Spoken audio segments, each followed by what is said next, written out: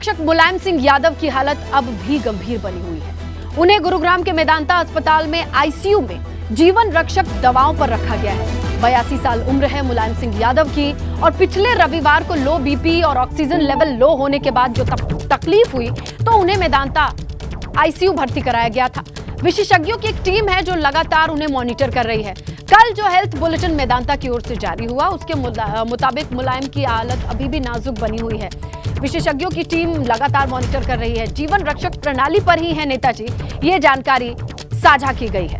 यानी कुल मिलाकर के जीवन रक्षक प्रणाली पर रख करके लाइफ सेविंग ड्रग्स को देने के बाद अभी तक रिकवरी की कोई ऐसी खबर नहीं आई है।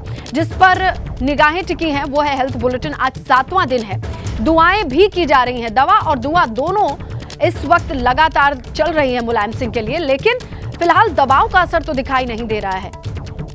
जीवन रक्षक दवाओं पर हैं आईसीयू में और एक्सपर्ट जो है वो लगातार मॉनिटर कर रहे हैं। सबसे अहम यह है कि पहले नेताजी का शरीर इतना मजबूत हो कि लाइफ सेविंग ड्रग्स के जरिए थोड़ी मजबूती मिले और उनके ट्रीटमेंट पर तब काम हो सकता है। फिलहाल कल के हेल्थ बुलेटिन में भी किसी तरीके की राहत की खबर नहीं आई है।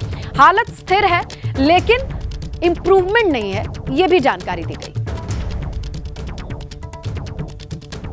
लखनऊ से खबर यह है कि निकाय चुनाव को लेकर आज बीजेपी रणनीति बनाएगी। चुनाव प्रबंधन, बूथ प्रबंधन, रैली, सभा और मुद्दों पर आज बात होनी है।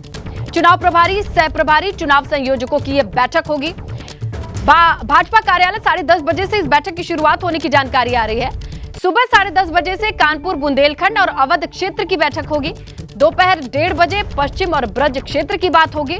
दोपहर 3 बजे काशी, गोरखपुर क्षेत्र की बात होगी। तो शाम 5 बजे प्रभारी, सह प्रभारी, चुनाव संयोजकों की अलग बैठक होनी है। यानी आज का पूरा दिन डेडिकेटेड है नगर निकाय चुनाव को लेकर के। और हमेशा की तरह बीजेपी क्षेत्रवार तरीकों से चलती है। और आइए किस तरीके की तैयारी है इस बैठक को लेकर के समझेंगे हमारे सहयोगी शैलेश अरोड़ा से। शैलेश, जरा समझाइए कि हमेशा की तरह क्षेत्रवार तरीके से बैठकें होती हैं, लेकिन क्या सभी कार्यकर्ता, संयोजक, सह संयोजक आ चुके हैं, लखनऊ में डेरा जमा चुके हैं? देखिए, लगभग जो पदाधिकारी हैं स्नेहलता वो डेरा जमा चुके हैं लखनऊ में। कल से ही यहाँ पर लोगों का पहुंचना शुरू हो गया था और आज सुबह 10:30 बजे से बैठकों का सिलसिला शुरू होगा। नगर निकाय चुनाव को भी अगर आप देखें तो भारतीय जनता पार्टी विधानसभा चुनाव या लोकसभा चुनाव की जैसा तैयारी करती है उससे कम नहीं आंक रही है। पूरी ताकत झोंक दी है अपनी और अलग अलग जो जिम्मेदारियां दी गई हैं अगर आप देखिए तो डिप्टी सीएम केशव प्रसाद मौर्य को जिम्मेदारी दी जाती है। पीएम मोदी के संसदीय क्षेत्र की डिप्टी सीएम ब्रजेश पाठक को जिम्मेदारी दी जाती है। आगरा क्षेत्र की अलग अलग मंत्रियों को जिम्मेदारी दी गई। इसके अलावा जो नए चेहरे हैं उन पर भी भरोसा जताया है, चाहे फिर बात की जाए राज्य मंत्री दानिश आजाद अंसारी की या फिर असीम अरुण की जो आईपीएस की नौकरी छोड़कर आए। देखिए, भारतीय जनता पार्टी ने पूरे उत्तर प्रदेश को 6 संगठनात्मक इकाइयों बांटा, 6 क्षेत्र में बांटा हुआ है और उसी के तहत सुबह 10:30 बजे से बैठकों का सिलसिला शुरू होगा। 3 शिफ्ट में बैठकें होंगी, 2-2 क्षेत्र करके, और इसके बाद शाम 5 बजे से एक बैठक होगी जिसमें सभी नगर निगम के प्रभारी, चुनाव प्रभारी, संयोजक के रहेंगे। भारतीय जनता पार्टी कार्यालय पर हम मौजूद हैं। देखिए, यहीं पर ये बैठकों का जो सिलसिला है पूरा इसी भारतीय जनता पार्टी कार्यालय में शुरू होगा।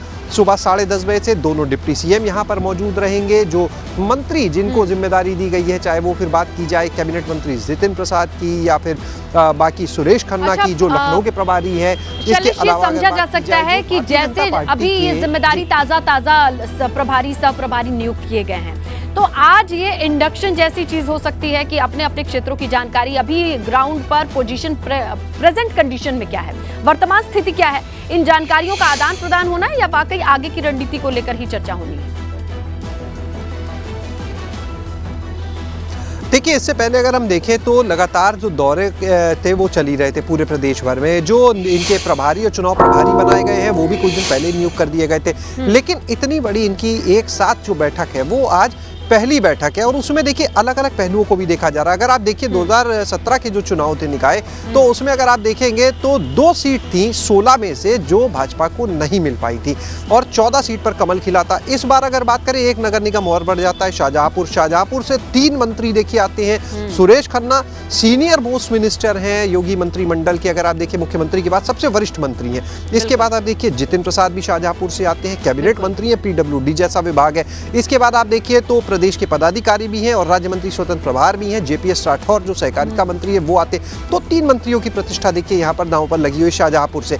और इसके बाद अगर आप देखें इसी तरह से अलग अलग जो मंत्री हैं उनको देखिए अपने जो प्रभार के जिले हैं वो भी देखने हैं, यानी वहाँ पर भी जिताना है, जहाँ के रहने वाले वहाँ भी जिताना है। तो जिम्मेदारियाँ इस तरह से बांटी गई हैं। अब देखिए आप 3 मंत्री शाहजहांपुर से, लेकिन इन तीनों को वहाँ की जिम्मेदारी नहीं दी गई, एक चौथे मंत्री को वहाँ की जिम्मेदारी दी जाती है। यानी हर तरह से एक ऐसी स्ट्रैटेजी कि कोई चूक ना हो जाए, जहाँ पर जो वोट बैंक ज़्यादा है उसके हिसाब से जिम्मेदारी दी जाना।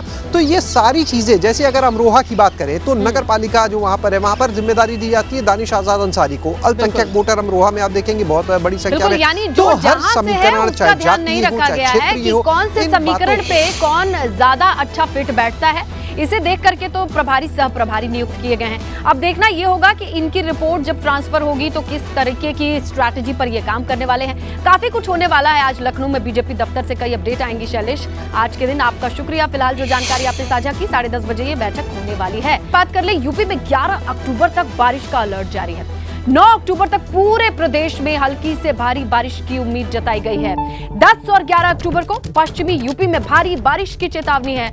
लखनऊ में असामान्य और 9 अक्टूबर को भारी बारिश के आसार हैं। तो आप समझिए कि मैदानी क्षेत्रों में भी किस तरीके से बारिश का कहर लगातार जारी है।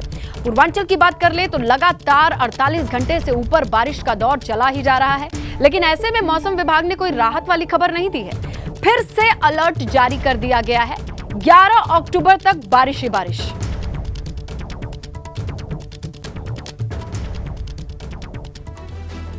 और देखिए, लगातार बारिश से गाजीपुर में बाढ़ की स्थिति बन गई है। मगई नदी में उफान है। तो गांव की बात करें तो बारिश का पानी चारों तरफ फैल चुका है। पूरे साल शांत रहने वाली मगई नदी में भी किसी ने सोचा नहीं होगा कि इस तरीके की बाढ़ आ जाएगी अक्टूबर के महीने में। बारिश की वजह से शारदा की सहायक नहर तक में पानी छोड़ना पड़ा। ज्यादा पानी की वजह से वो भी उफान पर है। मोहम्मदाबाद तहसील के कई ऐसे इलाके हैं जो जलमग्न हैं और ज्यादा दिन तक ऐसे ही पानी ठहर गया तो किसानों को भारी नुकसान है। फतेहपुर में जहां 3 दिन की जो लगातार बारिश है, लोगों के लिए मुसीबत से कम नहीं है। गाजीपुर थाना क्षेत्र के बडनपुर गांव का मकान गिरा। 5 साल के बच्चे की मौत की खबर है। उसके चाचा की भी मौत की खबर मिल रही है। मृतक लवकुश भतीजे को लेकर दुकान पर गया था। दुकान से लौटते वक्त एक मकान भरभरा कर गिरा, जिसकी चपेट में ये चाचा भतीजे आए और मौके पर ही दोनों की मौत हो गई। तो देखिए, लगातार बारिश का कहर, मकान गिरने से चाचा भतीजे की मौके पर ही दर्दनाक मौत। भाई साहब ने और हमारे बेटे ने गए थे वहाँ पास के पड़ोस के दुकान पे सौदा लेने। वहाँ से लौटते समय वहाँ से आने के पहले दीवार गिर गई और 2-3 लोग वहीं घायल हो गए। और घायल होने के बाद हमारे बेटे की मृत्यु वहीं पास हो गई। हमारे भाई को यहाँ सदर अस्पताल दिलाने पर हमारा भाई आया, वो गरीब मृत्यु हो गई। फतेहपुर सदर तहसील के अंतर्गत आने वाले ग्राम सुनही में भारी बारिश के कारण दीवार गिरने से प्रीत पुत्र पंकज उम्र लगभग 5 वर्ष की मौके पर मृत्यु हो गई। वह प्रीत के चाचा लवकुश पुत्र मेवालाल की मृत्यु इलाज के दौरान हो गई। इसके साथ ही इस घटना में शत्रुघ्न पुत्र सरदार उम्र लगभग 45 वर्ष घायल हो गए, जिनका अभी इलाज चल रहा है।